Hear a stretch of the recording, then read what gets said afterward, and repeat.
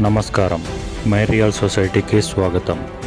ఆంధ్రప్రదేశ్ రాజకీయం ఇప్పుడు 2029 ఎన్నికల వైపు అడుగులు వేస్తోంది.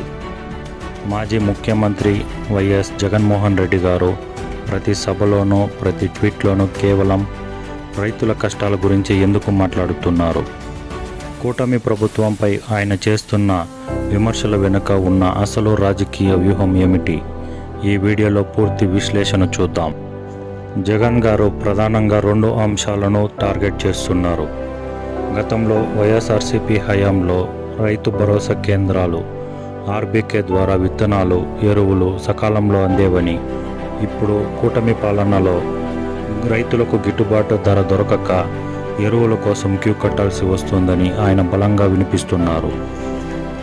గత ప్రభుత్వంలో ఉన్న వాలంటీర్ వ్యవస్థ, రైతు భరోసాల కేంద్రాలు ప్రభావం తగ్గడం వల్ల రైతులకు ప్రభుత్వం దూరమైందనే భావనను ప్రజల్లోకి తీసుకెళ్లడం ఆయన మొదటి వ్యూహం.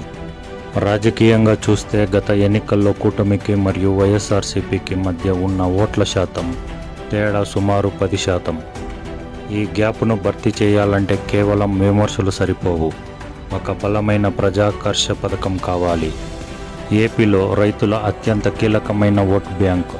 ఒకవేళ జగన్ గారు 2029 మేనిఫెస్టోలో సంపూర్ణ రైతు రుణమాఫీ అనే అస్త్రాన్ని ప్రయోగిస్తే అది రాష్ట్ర రాజకీయాలను మలుపు తిప్పుతుంది. గతంలో ఆయన నవరత్నాలతో ఎలాగైతే అధికారంలోకి వచ్చారో ఇప్పుడు రైతు రుణమాఫీని ప్రధాన అస్త్రంగా మార్చుకునే అవకాశం ఉంది. 2029 ఎన్నికలు జగన్ గారి రాజకీయ భవిష్యత్తును నిర్ణయించబోతున్నాయి. అస్తిత్వ పోరాటం. వరుసగా రెండోసారి పరాజయం పాలైతే పార్టీ క్యాడర్ నీరసించే అవకాశం ఉంది. అందుకే ఇప్పటి నుండే రైతుల పక్షపాతిగా ముద్ర వేయించుకొని కోల్పోయిన ఓటు బ్యాంకును తిరిగి తెచ్చుకోవాలని చూస్తున్నారు. రైతుల కష్టాల మీద జగన్ గారి పోరాటం కేవలం విమర్శలకే పరిమితమా, లేక 2029లో భారీ రుణమాఫీ ప్రకటనకు ఇది పునాదా? మీరేమనుకుంటున్నారో కింద కామెంట్ చేయండి.